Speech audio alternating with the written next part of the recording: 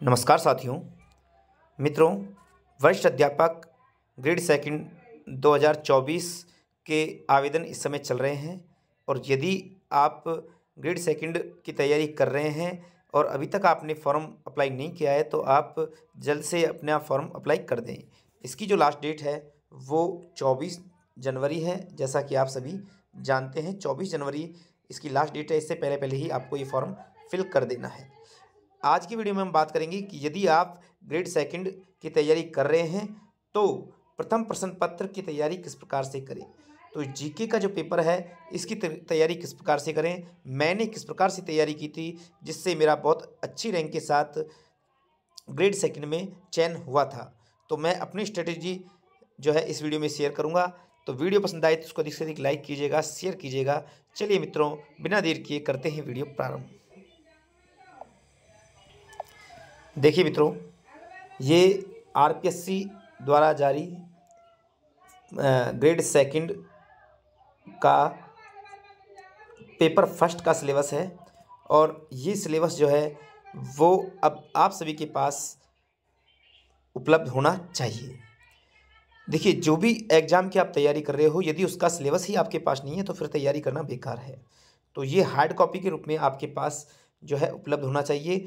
आप केवल मोबाइल में नहीं, आपके पास ये बिल्कुल एक हार्ड कॉपी के रूप में उपलब्ध होना ही चाहिए।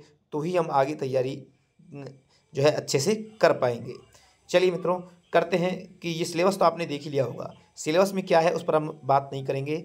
आज की वीडियो में बताऊंगा कि किस प्रकार से मैंने तैयारी की थी और किस प्रकार से आपको ग्रेड सेकंड के फर्स्ट पेपर की तैयारी करनी चाहिए।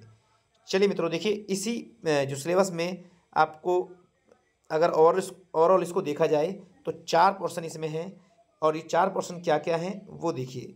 इसमें सर्वाधिक जो पार्ट आता है वो है ज्योग्राफी, हिस्ट्री, कल्चर और जनरल नॉलेज ऑफ राजस्थान। सबसे ज़्यादा जो नंबर का जो पार्ट है वो यही है।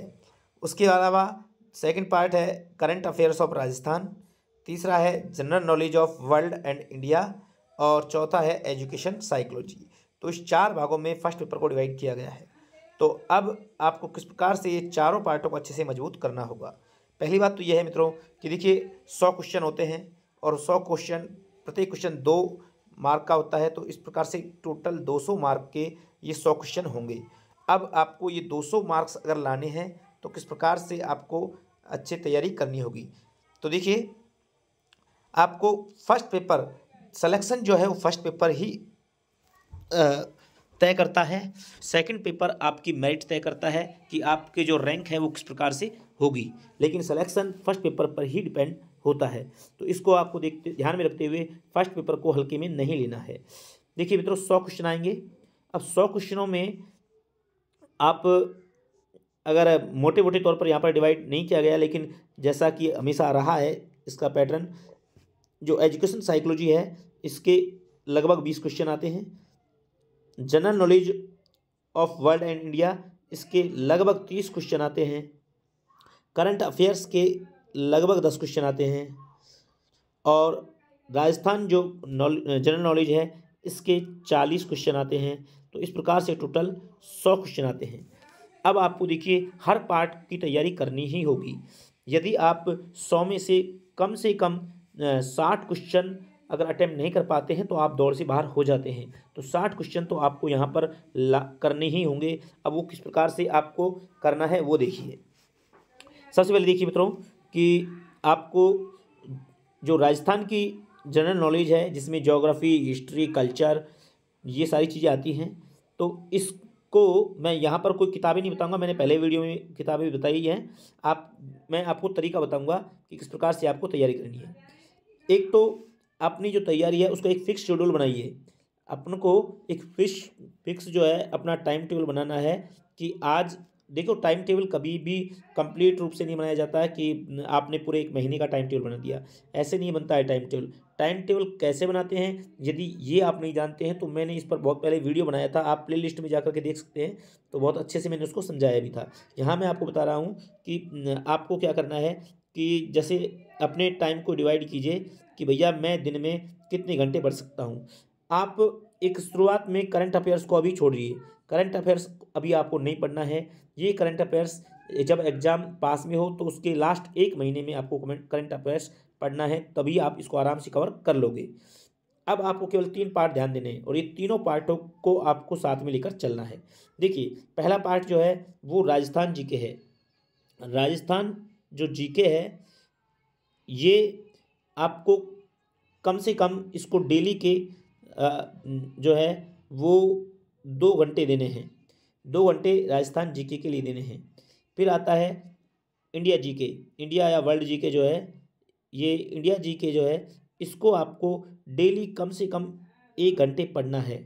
और एक आता है साइकोलॉजी, ठीक है, साइकोलॉजी, इसको भी आपको डेली कम से कम 1 घंटे पढ़ना है। इस प्रकार से फर्स्ट पेपर को आपको कम से कम 4 घंटे का टाइम तो देना ही होगा, ठीक है, क्योंकि कंपटीशन के इस युग में आप हल्के में नहीं ले सकते कि आप मान लो आधा आधा 1-1 घंटा सभी सब्जेक्ट हो रहे हो, तो उससे क्या है कोई भी टॉपिक तैयार नहीं होता है।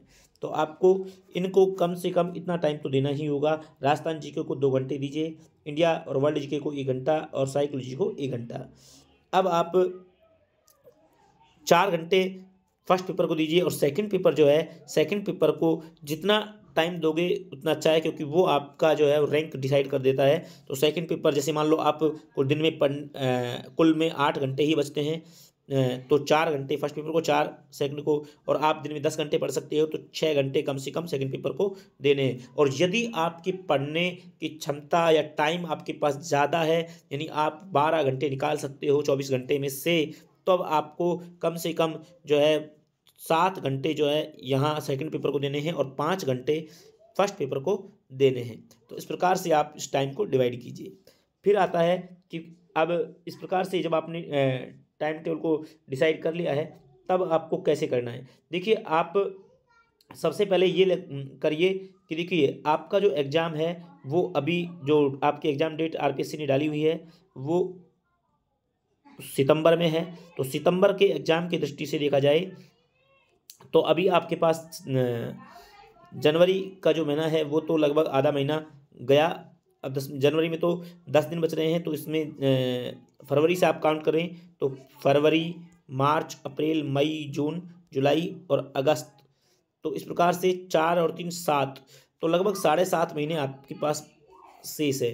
तो 7.5 महीने में आपको किस प्रकार से टाइम टेबल को मैनेज करना है वो देखिए। आपको क्या करना है कि सबसे पहले पूरे सिलेबस को कवर कर सके, इसके लिए 2 महीने का टाइम टेबल बनाइए, ठीक है। 2 महीने में एक बार पूरा सिलेबस होना चाहिए। पूरे सिलेबस से मेरा मतलब है कि करंट अफेयर्स को छोड़ करके बाकी तीनों जो ये पार्ट हैं, ये तीनों पार्ट कंप्लीट होने चाहिए 2 महीने में, यानी पूरा सिलेबस एक बार आपको निकालना है। आप जिस भी चीज़ से तैयारी कर रहे हो, चाहे वो कोई बुक्स है या कोई गाइड है, चाहे बुक्स है या गाइड है या आपके खुद के सेल्फ नोट्स हैं, तो आप जिस भी चीज़ से तैयारी कर रहे हो आपको उसको 2 महीने के अंतर्गत इस प्रकार से रणनीति बनाइए, इस प्रकार से अपने टाइम को मैनेज कीजिए कि एक बार आप पूरे सिलेबस को 2 महीने में कवर कर लो, पूरे सिलेबस को आप पढ़ लो। फिर आपको क्या करना है कि जब आप पहला रिवीजन करते हो तो पहले रिवीजन में आप चीज़ों को अंडरलाइन करते चलो, ठीक है, अंडरलाइन करते हुए चलो जिस भी टॉपिक को आप पढ़ रहे हो, और जो आपको लगता है कि ये फैक्ट नया है तो उसको अंडरलाइन कर लिया करो, ठीक है। ये फैक्ट नया है तो उसको अंडरलाइन कर लियो ना। अंडरलाइन करने से क्या होता है कि हम सेकंड रिवीजन जब करेंगे तो सेकंड रिवीजन में अंडरलाइन चीज़ों पर विशेष फोकस हमारा रहेगा। अब आपको 2 महीने के बाद अगले जो सेकंड रिवीजन है वो आपको ऐसा करना है कि कम से कम सेकंड रिवीजन भी आपका 2 महीने में, ये मैं दोबारा उसी तरीके से आपको रिवीजन करने के लिए कह रहा हूँ कि आप अच्छे से 2 महीने में एक बार फिर रिवीजन को दोबारा से करिए। और अब जब आप दोबारा रिवीजन करते हो तब अपनी एक नया रजिस्टर लेकर आए और नए रजिस्टर में नोट्स बनाएं, अपने शॉर्ट नोट्स बनाएं कि इस टॉपिक में से ये चीज़ें नई हैं और इस नई चीज़ के लिए दोबारा से मेरे को पूरा मैटर पढ़ने की आवश्यकता नहीं है, यानी इस टॉपिक्स में ये टॉपिक जो है मेरे को याद नहीं है। जो भी टॉपिक आप पढ़ रहे हो, फॉर एग्जाम्पल जैसे देखिए, मान लो आप यहाँ से राजस्थान जी के पढ़ रहे हो तो राजस्थान जी के में मान लो आप गुर्जर प्रतिहार पढ़ रहे हो, चौहान ऑफ अजमेर पढ़ रहे हो, जो भी आप टॉपिक पढ़ रहे हो, तो गुजर प्रतिहार जो टॉपिक आप पढ़ रहे हो और इसमें जो जो फैक्ट हैं वो आपके भाई सेकंड रिवीजन चल रहा है तो कुछ फैक्ट आपके याद होंगे और कुछ आपके याद नहीं हुए होंगे या कुछ सन होंगी या कुछ अलग चीज़ें जो बार बार भूल जाने वाली संभावनाएं होती हैं, उनको अपने जो नए रजिस्टर आप लेकर आए हो उसमें नोट डाउन करिए। ठीक है, सॉरी। तो उसमें उनको नोट डाउन करके चलिए। इससे क्या होगा कि अपना जो शॉर्ट में नोट्स, एक तो अपने कंप्लीट नोट्स हैं, वो नोट्स क्या होता है 2 बार रिवीजन में आपको पूरे पूरे पढ़ने हैं। अब इस प्रकार से आप जो दूसरा रिवीजन करोगे तो उसमें अपने शॉर्ट नोट्स तैयार करोगे सभी के सभी टॉपिकों में से जो अलग अलग नए नए फैक्ट हैं या जो नई चीज़ें हैं उनको आप एक बार शॉर्ट नोट्स में लिख लोगे। फिर आपको तीसरा रिवीजन करना है और ये तीसरा रिवीजन जो है वो 1 मंथ में 1 महीने के अंतर्गत करना है। इसको 1 महीने का टाइम देना है और 1 महीने में अब आपको क्या करना है कि ये तीनों इंडियन जीके, राजस्थान जीके और साइकोलॉजी तीनों को 1 महीने में कंप्लीट करना है। और वो कैसे होगा, जो आपने शॉर्ट नोट्स बनाए थे ना मित्रों, इन शॉर्ट नोट्सों को वो 1 महीने में आपको पढ़ लेना है। तो इस प्रकार से 5 महीनों में आपका 3 बार रिवीजन हो जाएगा। 3 बार रिवीजन करने के बाद अब आपको क्या करना है कि अब आपको